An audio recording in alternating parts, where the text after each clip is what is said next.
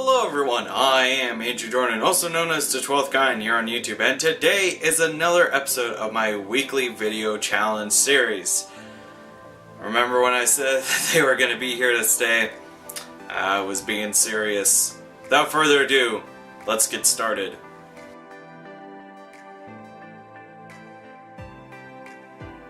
As per the usual at this point, this week's challenge comes from the Kublius's Discord server. This week's challenge? Create something that involves E3. Much like last week's prompt, this one is open-ended, which made answering it really difficult. But I figured out what I wanted to do. I'm going to give my thoughts on E3 as a whole.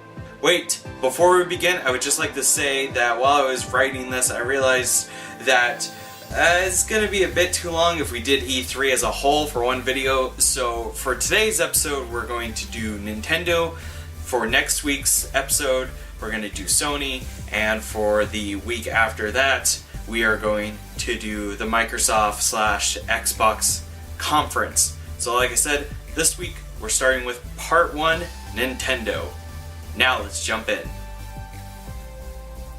The first game shown was this Japanese Gundam-esque game called Daemon X Machina, and like I mentioned earlier, just now, it gave me a lot of Gundam vibes, and while I haven't seen a lot of the different series, what I have seen of some of the Gundams, I've actually really enjoyed. And so this game certainly has my interest. I won't be pre-ordering it, but if I ever get around to buying a Switch, I will definitely try to remember to pick this game up. Alright, real talk, I've never beaten a Xenoblade game. I've got Xenoblade Chronicles 3D for the new 3DS, but I have an old 3DS and a new 3DS, so kind of stopped playing after a while because of that. And also I've got Xenoblade Chronicles X for the Wii U, but I haven't sat down and gone through a bulk of the story. With that said, Xenoblade Chronicles 2, when it was first announced, didn't really pique my interest. I didn't like the drastic change in the art style, and overall I just didn't quite care for it. And so the fact that there's this new expansion, I was like, okay.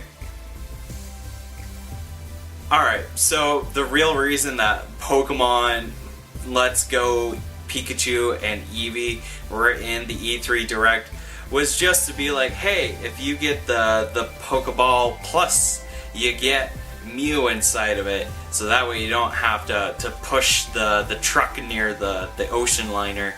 But in all seriousness, I am pretty excited for Pokemon Let's Go Pikachu and Eevee, just because it's one of those games that feels like a good bonding experience with little siblings or even older siblings.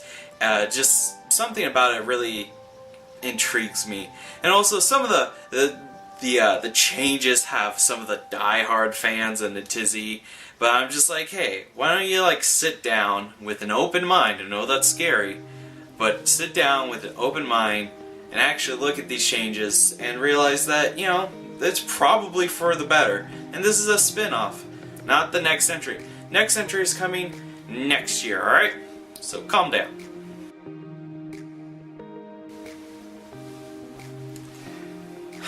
Super Mario Party. Alright, well, first of all, apparently it's supposed to be a return to form, and there are some interesting things that they do with the Switch, like pairing up 2 different Switches to make custom levels or whatever. But honestly, last thing I needed was another party game to play when I have no local friends around currently, so you know, that's great. But it looks pretty cool, I guess. Getting it for myself, I wouldn't get it. But if I was hosting parties regularly, I would totally get it. Or if I was traveling a lot with friends, then I would get it. But as far as right now, nah. Just alright, cool, another Mario Party. Let's get another 12 iterations of Super Mario Party. Yeah, that sounds great.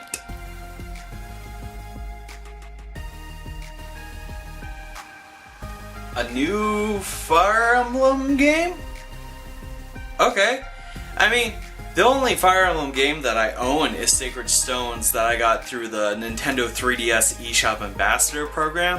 And I played that game and I really liked it. And honestly, I've been wanting to get back into the series ever since Awakening came out, but I never just had the opportunity.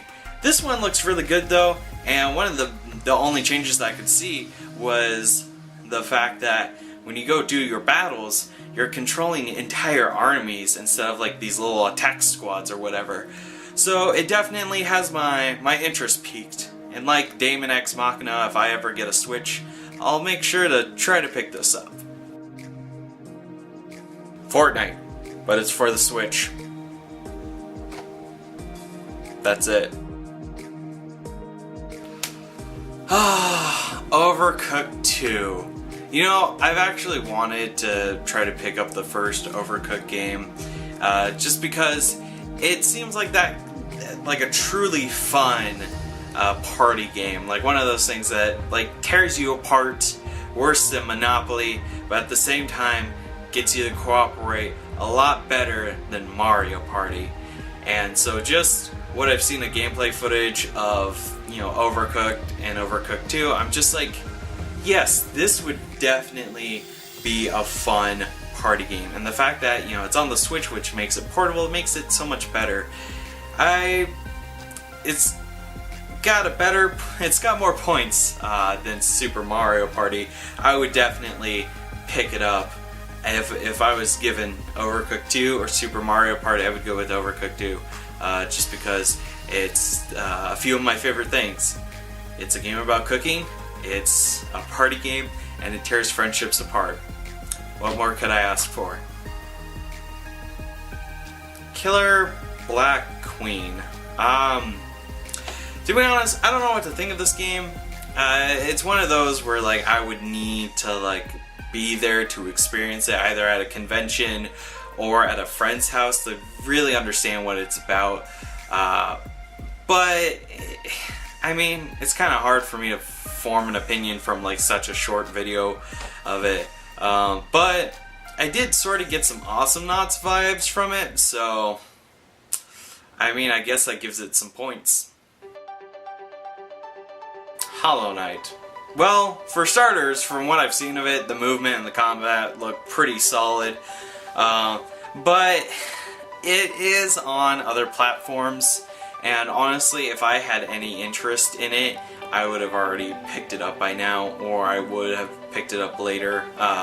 Probably on PC, because it is available for other platforms and not just the Switch, so sorry Nintendo, not getting my dollar.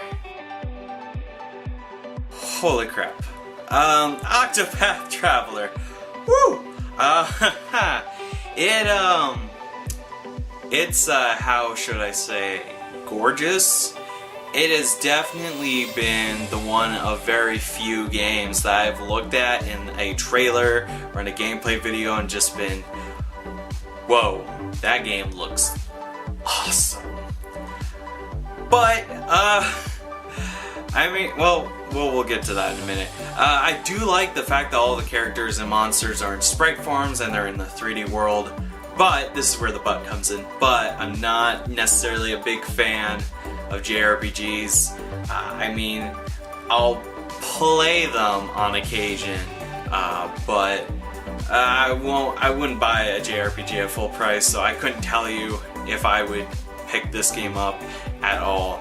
I'd probably be one of those people that just look at it in a video and be like, yeah, okay, I had my fix. But that's just me and JRPGs, man.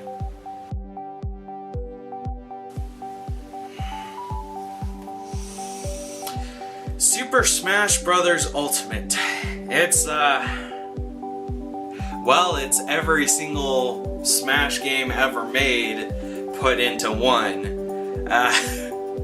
It's also got a lot of stages, a lot of the old DLC stages from Smash 4. It's got Ridley in it, which is kind of cool, I guess. I never personally asked for him, but the same 6 people did over and over, so we got that. Sadly, to the 7 people who have been constantly asking for Waluigi, Waluigi is not in this one. Wah. But, I'm not, how should I put this? I have Smash 64 on the Wii Virtual Console, and I've got Smash 4 for 3DS. And the only reason why I have Smash 4 for the 3DS is because I used it to train in between the little tournaments that my friends and I had during high school, and so that was really the only reason why. Am I gonna pick up Smash Bros. Ultimate? Probably not, because yeah, if I wanted to get like a multiplayer-like game thing, I would probably go for Splatoon 2. Sorry, but I would have to be hard-pressed, and someone would have to convince me really hard to get Smash Bros. Ultimate for myself, so that's just not my thing, but, you know, everyone's different. But there you have it. That is my thoughts as a whole on Nintendo's E3 Direct for this year. There were a lot of games that made me go, whoa, and a lot of games that made me go, meh. But that's kind of how it happens every E3. I am a little disappointed that they didn't talk about Metroid Prime 4, but it is kind of understandable because we did just get like a small like title teaser last year, and so it's understandable that this year they aren't going to have anything because they're still working on it. We didn't see anything about the next Pikmin game, although at this point I'm pretty sure, I don't know, I'll believe the next Pikmin game is coming when I see it. But for now, the next Pikmin game I'm interested in is Hey Pikmin, which has already come out. But, you know, whatevs, I haven't picked it up yet. Shh. I'm procrastinating on that. But that's actually going to be it for today's video. Thank you guys so much for watching. Don't forget to like this video, share it with your friends, and comment down below which of these games you're most excited for. Are you most excited for Fortnite? For Switch? And you have a crappy phone that can't run Fortnite? Well, cool. I'm not excited for Fortnite in the slightest. I kind of get the hype, but not enough to get Fortnite for the Switch, even though it's free. But whatever. Also, if you really enjoy my content and want to support me in other ways, I have a Patreon page and a Redbubble page that you can check out, of links down in the description below.